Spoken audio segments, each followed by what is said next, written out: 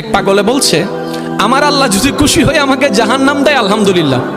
এবার শিক্ষিত সমাজ যারা আমাদের মতো কিছু আছে না, বেশি পণ্ডিত, এবার যাই বলতেছে সবাই চাই জান্নাতে যাইতে, এই পাগলে চাই জাহান্নামে যাইতে। কত বড় গাদা। পাগলে মুস্কি হেসে বলে যায়, হ্যাঁ ঠিকই বলছেন, আপনাদের মতো সুস্থ আমি হতে চাই না, এই পাগলেই থাকতে চাই।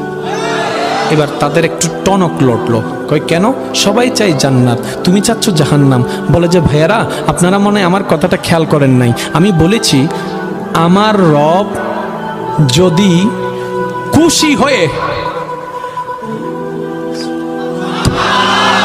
আমার রব যদি খুশি হয়ে আমাকে জাহান্নাম দেয়, আমি সেটাও নিতে রাজি। বলে যে এখনো বুঝলাম না।